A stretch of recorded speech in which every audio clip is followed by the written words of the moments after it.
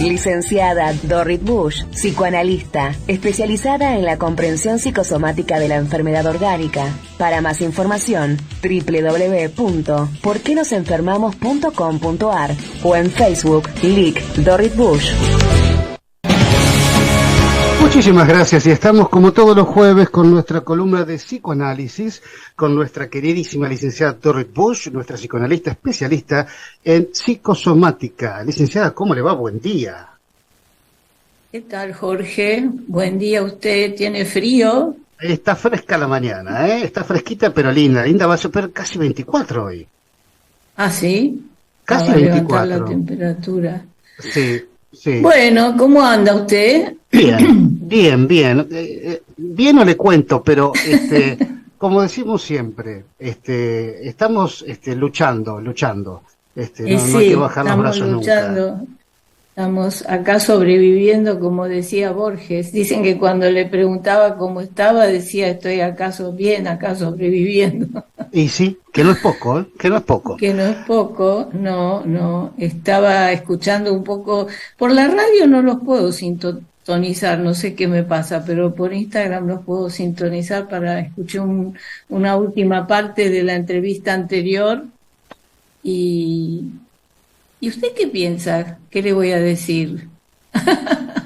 Acerca de las cosas que dijo el cardiólogo, que fueron muy interesantes. Estaba pensando en los factores, en lo psicosocial y cómo influyen en nosotros. Sí, me acordé de usted, sí, es bueno, él se debe haber acordado, tal vez se acordó de mí, porque usó muchísimo esta famosa palabrita del estrés, ¿no? Uh-huh. Que es esa palabrita que nosotros cuestionamos un poco porque es una especie de comodín que uno le enchufa a todo lo que de alguna manera uno cree que molesta. Uno alude de alguna manera a una especie de presión en la cual uno vive. Y bueno, después él habló muchas de las cosas, mucho sobre los temas sociales, que son temas sumamente difíciles, difíciles tener una medicina que pueda satisfacer a todas las personas y todas las personas por igual. Es una tarea de la cual todavía estamos lamentablemente lejos, ¿no? Uh-huh, sí. Pero también estaba pensando en algo que hablamos tantas veces en este espacio, de que todo el enfoque que él hacía y que es perfecto y que es muy muy lúcido y muy adecuado. Ay, ¿ahora qué pasó? Que se me fue su imagen. No, estamos acá, estamos acá perfecto. Sí.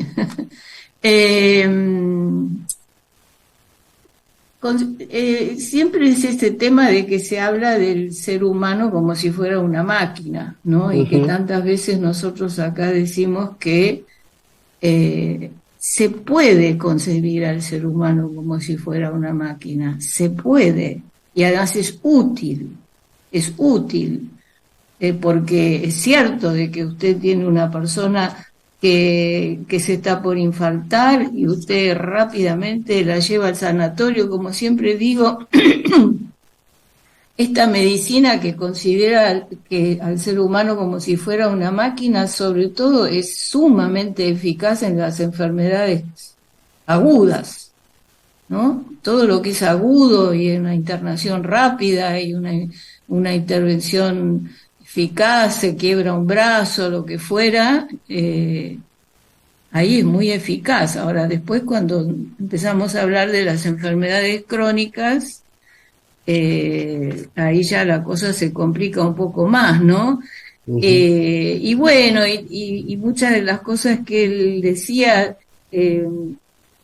son así, a veces en parte y a veces no, porque hay gente que, por ejemplo, no puede dormir, ¿no? Porque él decía, hay que aconsejarle a la gente que duerma. Sí, está bárbaro, uh-huh. Pero hay gente que no puede dormir y que tiene insomnio, y bueno, y después entran todas las infinitas variedades y variaciones que tienen que ver con qué.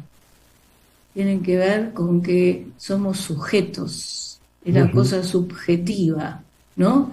Y que no somos una cosa, No somos un auto que cuando le falla el carburador lo llevamos al taller, le cambian el carburador y el auto suele, siempre y cuando no sea muy viejo, Sí. funciona. Pero al ser humano, como decimos siempre, es alguien que está vivo. ¿Y qué tiene que ver? ¿Qué significa que está vivo? Que siente, que tiene motivos, que tiene deseos, que las cosas le significan. Porque hay gente, por ejemplo, que se pone bien cuando vacaciona, pero hay gente que se pone mal cuando vacaciona. No somos todos igualitos, como todos los Fiat 600 o que son de la época del año del Jopo, pero bueno, póngale un auto más moderno. Los fititos. Claro. Son todos iguales, los autos son todos iguales, si se les rompe algo en el motor y vamos al taller y tienen los repuestos ahí, porque son todos iguales, pero nosotros los seres humanos, y eso complica muchísimo la cuestión, evidentemente, complica mucho la cuestión de hacer una medicina que sea más contemplativa de lo subjetivo, pero que al mismo tiempo pueda ser más general para todo el mundo, ¿no? Sí. Pero ¿sabe qué pasa? Es importante empezar a darse cuenta de eso, porque yo creo que eso ya es un paso. Porque fíjese que cuando se descubrieron las bacterias, en vaya a saber qué año, tampoco se sabía qué hacer. Pues usted sabe que antes no se sabía que había bacterias y que había que esterilizar los instrumentos porque podían enfermar a la persona si estaban con bacterias. Sí. Cuando se descubrió, primero tampoco se sabía qué hacer, porque todo esto se fue desarrollando paulatinamente. Entonces, primero darse cuenta de que la persona, aparte de que la podamos considerar como si fuera una maquinita y que muchas veces eso funciona muy bien, también tenemos que preguntarnos qué es lo que le pasa, qué es lo que siente, cómo vivió lo que le estuvo, y por eso yo le puse el título a esta charla que vamos a tener hoy, que nuestras enfermedades tienen que ver con nuestra biografía. Volviendo sobre el tema del descanso, de las vacaciones, de bla. Usted sabe muy bien, o debe saber seguramente, que hay personas que se jubilan y se enferman. O sea, tienen muchísimas ganas de dejar de trabajar y tener una especie de vacación prolongada, pero después se sienten inútiles, se sienten vacíos, porque siempre nosotros necesitamos algo a qué dedicarle nuestra vida. Trabajar no es en realidad siempre parece que fuera una condena, pero no es una condena, es una condena si haces un trabajo muy, muy, muy muy rutinario, sentado en una máquina pegando todo 8 horas por día un botón en una camisa, y bueno, ahí ya estamos en un tema difícil. Pero después, usted cuando trabaja y hace la radio, o cuando es profesor y dicta clases, yo me imagino que debe ser algo que le gusta hacer. Es placentero, sí. Además, es algo que a uno le llena la vida. Porque nosotros para vivir razonablemente bien necesitamos tener un para qué. Necesitamos tener, que eso es lo que muchas veces cuando una persona de golpe se jubila, de pronto le falta, ¿no? Y se siente ahí medio, bueno, ahora voy a, no sé qué, dormir más o caminar, o vaya a saber que muchas personas después se buscan otra tarea. Bueno, y yo puse ese título, nuestras enfermedades tienen que ver con nuestra biografía. ¿Qué es nuestra biografía? ¿Qué es esto? ¿Qué es la biografía? Nuestro recorrido, nuestra historia, nuestras vivencias. Nuestra historia de vida, ¿no? Porque vio que nosotros en la Fundación Luis Quiosa pensamos que la enfermedad orgánica Porque la anímica ya hace rato que se sabe que tiene que ver con conflictos anímicos, pero la orgánica se piensa, no es tan común pensarlo. La orgánica va más para el lado de decir, bueno, es una maquinita que se rompió y démosle una pastillita para que se recomponga. Pero nosotros pensamos que además de darle la pastillita, además, si es necesario, también nos preguntemos, ¿qué le pasa a esta persona? ¿Por qué justo ahora se enferma? ¿Por qué no se enfermó? ¿Por qué el infarto le dio ahora cuando resulta que, a ver, inventemos alguna situación que puede...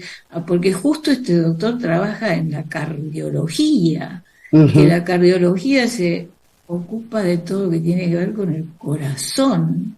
Y qué duda, a nadie le va a parecer raro si usted dice el corazón tiene que ver con los sentimientos. Sí. No todo tiene que ver con el cerebro. El cerebro es muy importante, pero el corazón, ¿qué le parece? El corazón típicamente tiene que ver con los sentimientos. Entonces, si te pasa algo que a vos te parte el corazón, ¿qué duda cabe que esto tiene algo que ver y que esto orgánicamente se expresa de alguna manera cuando nosotros lo reprimimos, lo escondemos, no lo queremos sentir? O sea, y entonces, ¿cómo es el tema de la biografía? Es el tema de la historia de vida, es el tema de cómo vengo viviendo mi vida desde que soy chiquito.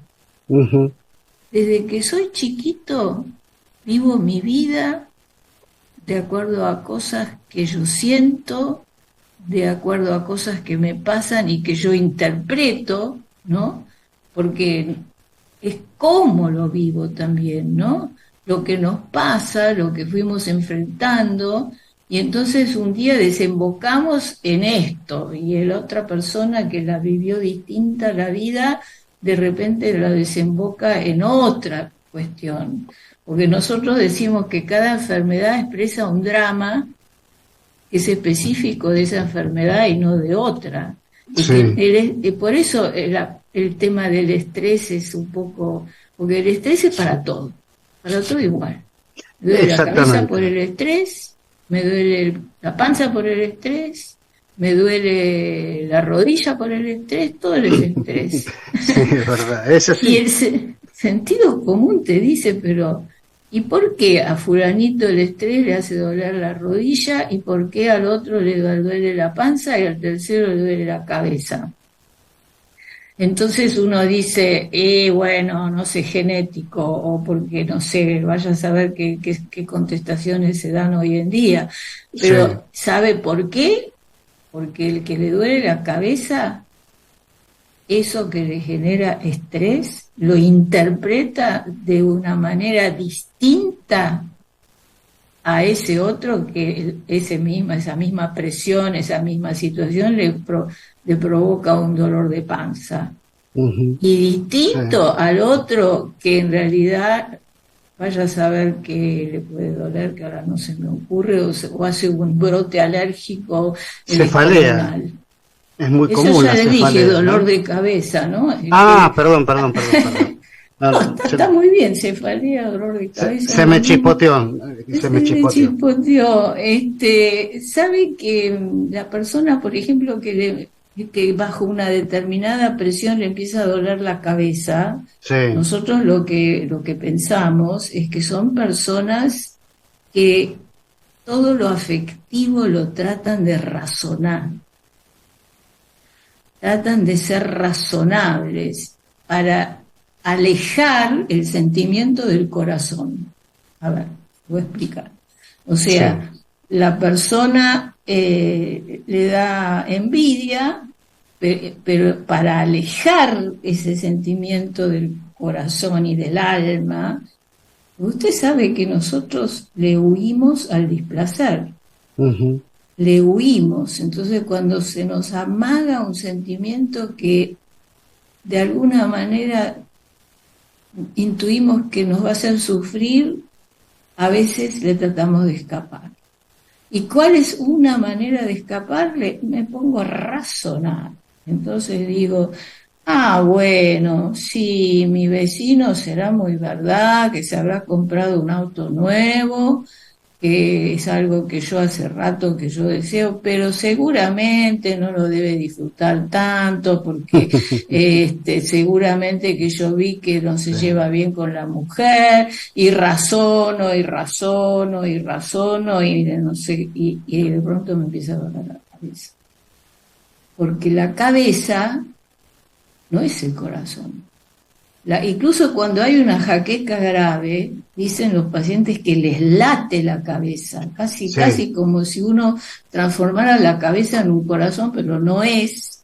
Entonces es como si uno forzara la máquina, tratando de evitar pasarlo por el corazón y sentirlo, porque si lo tengo que sentir, bueno, hemos hablado muchísimas veces de la envidia en este espacio. Es un sentimiento, por un lado mal visto y por otro lado muy, muy doloroso, ¿no? Porque yo sufro mucho cuando veo que mi vecino tiene lo que yo quiero tener. Entonces trato de poner distancia con lo que me hace sufrir, ¿no? Y bueno, pero esto le vuelvo a decir, nosotros vamos forjando a lo largo de nuestra historia, a lo largo del contacto con nuestra mamá, con nuestro papá, con nuestros hermanos, esos son los más significativos. ¿Qué es lo que vamos a ir armando? Lo que vamos armando es nuestro carácter. Sí. Y nuestro carácter, usted conoce la frase de Mahatma Gandhi, ¿no? ¿Cuál? Cuida tus pensamientos porque se transformarán en actos. Cuida tus actos porque se transformarán en hábitos. Cuida de los hábitos porque más o menos así se transformarán. La más conocida, sí. Y tu carácter se transformará en tu destino y tu destino es tu vida. Porque una vez que tenemos determinado carácter formado, ¿qué es lo que pasa? Pasa que interpretamos eso que llamamos realidad de acuerdo a nuestro carácter. El que es desconfiado, desconfía de todo, desconfía siempre. Hay gente que es caracterológicamente envidiosa, por ejemplo. Sí. Y entonces a cada rato se le despierta la envidia. Por eso muchas veces la terapia psicoanalítica lleva su tiempo. Por eso muchas veces... Discúlpeme, licenciada, tengo un mensaje. Siempre me da ganas de decirle que no lo voy a disculpar. Sí. Ya me lo imaginaba, me imaginaba. Romina de Casanova dice, buen día, muy linda la charla y tiene que ver también con las experiencias de uno. Uno cuando se separa también está pensando en cómo no buscar un hombre igual que del que tuvo. Saludos. Bueno, ¿ahí se entendió? Sí. Y sí, claro, porque también las parejas se eligen de acuerdo al carácter que uno tiene. Por ejemplo, si una persona... Pero para eso, ¿qué tenemos que hacer?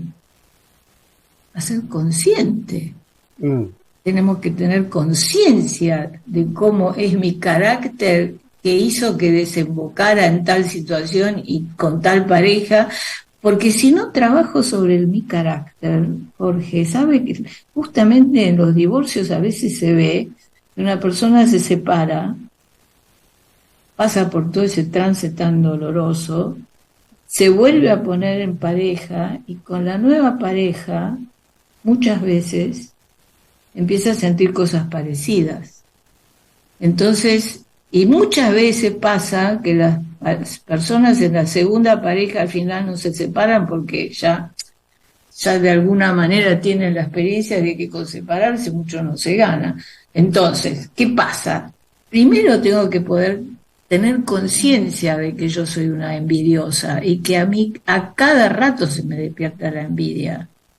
Cosa no es fácil, porque con la envidia se ve bien claro. ¿A quién le gusta que le digan eso? Por eso nuestro trabajo es un trabajo que va de a poco interpretándole a la persona para que de a poco se pueda ir acercando a los sentimientos que sofoca y que no tiene ganas de vivir.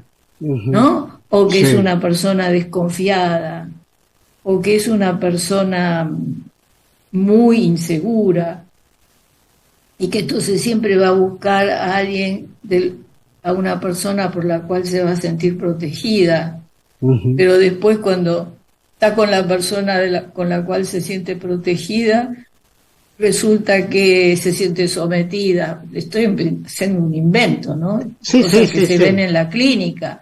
Después resulta que se siente sometida y empieza a dar bronca, y siempre tengo que hacer lo que quiere el otro, etcétera, etcétera. Entonces el primer paso es poder tener más conciencia con qué anteojos miro yo la realidad.